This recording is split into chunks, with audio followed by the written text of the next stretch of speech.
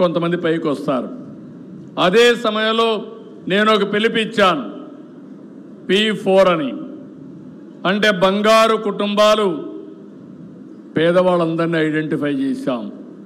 సమాజంలో అట్టడుగు నుండి 10 లక్షల కుటుంబాలను ఐడెంటిఫై చేశాం. సమాజంలో పైకొచ్చిన వాళ్ళని మార్గదర్శకులుగా ఎంపిక చేశాం. వీళ్ళు 1 లక్ష మంది అయ్యారు. 1,00,000 మంది 10 లక్షల మందిని దత్తత తీసుకుంటున్నారు. ఈరోజు ఏ విధంగా చేస్తారో వాళ్ళు మీకు ఒకసారి చెప్తారు. నేను ఎందుకంటే సమాజాన్ని అభివృద్ధి చేయడం, పేదరికాన్ని నిర్మూలించడం నా ఒక్కరి బాధ్యతే కాదు. సమాజం వల్ల పైకొచ్చిన ప్రతి ఒక్క వ్యక్తి కింది వాళ్ళను కూడా పైకి తీసుకొచ్చే బాధ్యత తీసుకోవాలి. అలాంటి కార్యక్రమానికి శ్రీకారం చుట్టాం. ఇది దేశంలో మొట్టమొదటిది. ఇది జరిగితే ఆర్థిక అసమానతలు తగ్గించి మెరుగైన జీవన ప్రమాణాలు మీకు ఇవ్వడానికి ఉపయోగపడుతుంది. నా ఆశయం ఒకటి, 2047, ఇప్పుడు 25లో ఉన్నాం. 47 అంటే 22 సంవత్సరాలు. 2000లో నేను విజన్ 2020 తీసుకొచ్చాను. ఆ రోజు మన ఆంధ్రప్రదేశ్ రాష్ట్రానికి. ఈరోజు హైదరాబాద్ దానికి నమూనా, దానికి సాక్షి. ఈరోజు 47కు నేను ఏదైతే తీసుకొస్తున్నానో ఎవ్వరికి అనుమానం అవసరం లేదు. మీరు ఒకటే చేయాల్సింది, నేను చెప్పేది మీరు అర్థం చేసుకోండి, మీరు కూడా అనుసంధానం కాండి, దీన్ని ఆచరించండి. తప్పకుండా మీ అందరూ పైకి వస్తారని చెప్పి మీ అందరికీ విజ్ఞప్తి చేస్తున్నా. అట్లా కాకుండా కొన్ని పార్టీలు ఉంటాయి, వాళ్ళు చెయ్యరు, వేరే వాళ్ళు చేస్తూ ఉంటే చేయనియరు, తప్పుడు వార్తలు వేస్తారు, సోషల్ మీడియాలో చెప్పి ప్రజలను రెచ్చగొట్టాలనుకుంటున్నారు. నేను అందుకే చెప్పా, ఈ CBN 14 సంవత్సరం CBN కాదు, 1995 CBN అని చెప్తున్నాను. ఎవరికైనా డౌట్ ఉంటే ఒకసారి పాత చరిత్రకి వెళ్తే, ఎవరైనా కానీ law and order problem create చేయాలంటే అదే చివరి రోజు. మా ఆడబిడ్డల జోలుకొస్తే కబద్దార్, జాగ్రత్తగా ఉండండి.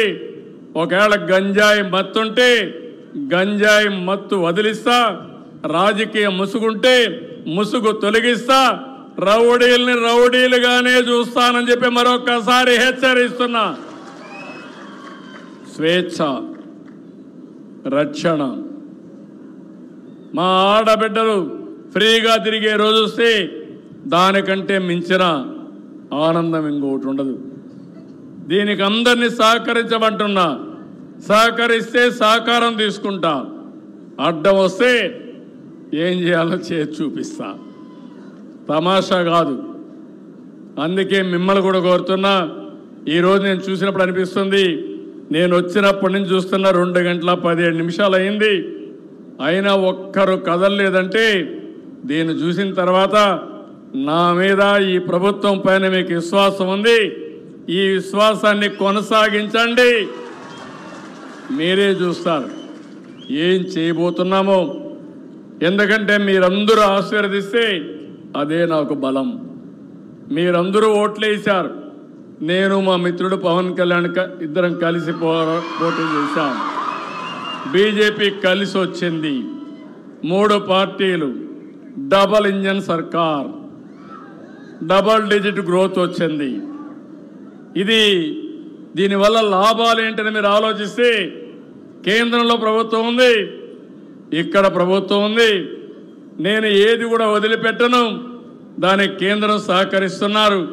ఈ 2 వల్ల బాగుపడేది ఓట్లేసిన మీరే బాగుపడుతున్నారని మరొక్కసారి విజ్ఞప్తి చేస్తున్నా.